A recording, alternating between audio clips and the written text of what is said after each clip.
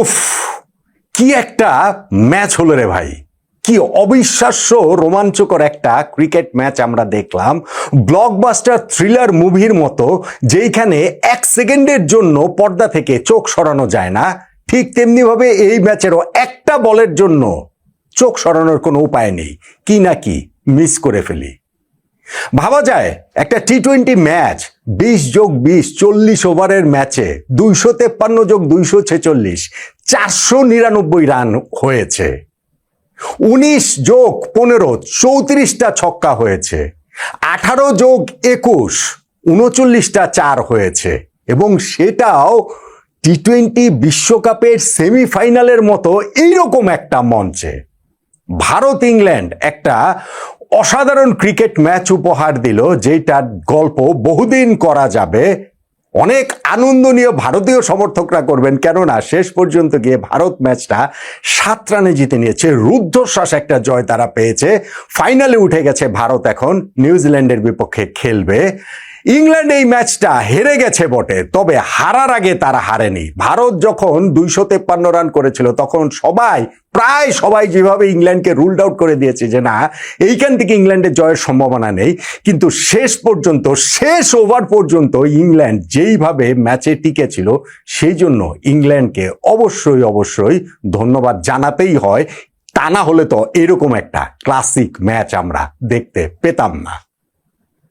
ভারত এই স্ক্যার পার হয়ে ফাইনালে উঠে গেছে নিউজিল্যান্ডের বিপক্ষে। এখন তারা রোববার আহমেদাবাদের ফাইনাল খেলবে। তৃতীয়বারের মতো টি-20 ওয়ার্ল্ড কাপ শিরোপা জয় থেকে তারা আর একটা মাত্র জয় দূরে রয়েছে, এবং এরকম একটা জয় পাওয়ার পরে তারা আরো বেশি কনফিডেন্ট হতে পারে যে না, প্রথম দল হিসাবে টি-20 ওয়ার্ল্ড কাপের তৃতীয় শিরোপা ভারত জিততে চলেছে। কিন্তু খেলাটা অন্যরকম হতে পারত, গল্পটাও অন্যরকম হতে পারত। হলো না কোন জায়গাটাতে, কোনটাকে আপনি টার্নিং পয়েন্ট বলবেন? আমার মনে হয় সবাই আমার সঙ্গে একমত হবেন। এমনিতে টার্নিং পয়েন্টের আলোচনায় আমার সঙ্গে একমত দ্বিমত অনেক কিছুতে থাকে, কিন্তু এই ব্যাপারটাতে মনে হয় একমত হবারই কথা। কিন্তু তার আগে আপনি একটু খেয়াল করে দেখুন যে ইংল্যান্ড ওই 253 রান চেস করতে নেমে কিভাবে একেবারে টো টু টো ছিল। পাওয়ার প্লেতে ইংল্যান্ডের রান ছিল 3 উইকেটে 68, ভারতের পাওয়ার প্লেতে রান ছিল 1 উইকেটে 67, কাছাকাছি। 10 ওভার শেষে ভারতের রান ছিল 2 উইকেটে 119, ইংল্যান্ডের রান ছিল 4 উইকেটে 119। রান তো একই, উইকেট না হয় বেশি গিয়েছে। 15 ওভার শেষে ভারতের রান ছিল 177 4 উইকেটে, ইংল্যান্ডের রান 185 5 উইকেটে। সেমই তো ছিল। ভারত শেষ 5 ওভারটাতে তারা ওইখানটাতে রান তুলে নিয়েছে আরো 77 রান, এবং সেইখানটাতে ইংল্যান্ডের জয়ের জন্য শেষ 5 ওভারে প্রয়োজন ছিল 69 রান। তাহলে ইংল্যান্ড তো এই জায়গাটা থেকে হচ্ছে গিয়ে তারা জিততে পারতো, জিততেই পারতো, মানে জেতার মতো ওরকম একটা অবস্থাতে তো ইংল্যান্ড ছিল না। পারেনি কেন? পারেনি একজন ম্যাজিশিয়ানের জন্য, জাসপ্রীত বুমরা নামক একজন ম্যাজিশিয়ানের জন্য। শেষ 5 ওভারে 69 রান প্রয়োজন। ইংল্যান্ডের ওই সময় তাদের হাতে 5 উইকেট রয়েছে, ম্যাচটা তারা অবশ্যই জিততে পারে।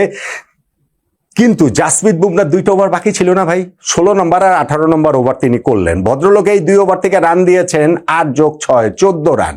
5 ওভারে 30 বলে লাগে 69 রান, তার মধ্যে 2 ওভারে 12 বলে যদি কেউ মাত্র 14 রান দেয়, তাহলে তো বাকি 3 ওভারে 18 বলের মধ্যে আরো 55 রানের প্রয়োজনীয়তার সামনে এসে ইংল্যান্ড দাঁড়িয়ে যায়। সেই রানটা তারা কিভাবে টপকাবে? 5 ওভারে 69 রান লাগে, জাসপ্রীত বুমরা ওই ওভারটায় মাত্র 8 রান দিলেন, 4 ওভারে লাগলো 61 রান। পরের ওভারটা থেকে 16 রান ইংল্যান্ড একটু কাভার করলো, 3 ওভারে লাগে 45 রান।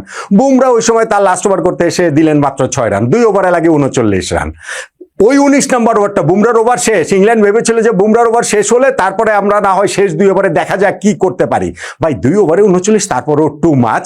হার্দিক পান্ডিয়ার ওই 19 নম্বর ওভারটাও দুর্দান্ত ছিল। সেই ওভারটাতে তিনি মাত্র হচ্ছে গিয়ে 9 রান দিয়েছেন, ফলে লাস্ট ওভারে 30 রান ইংল্যান্ডের প্রয়োজন ছিল, সেইটা তো তারা আর করতে পারবে না। আর প্রথম বলটাতে যখন জেকব ব্যাথেল তিনি রান আউট হয়ে গেলেন দ্বিতীয় রান নেবার চেষ্টায়, 45 বলে ভাই সেঞ্চুরি করেছেন, দুর্দান্ত একটা ইনিংস খেলেছেন।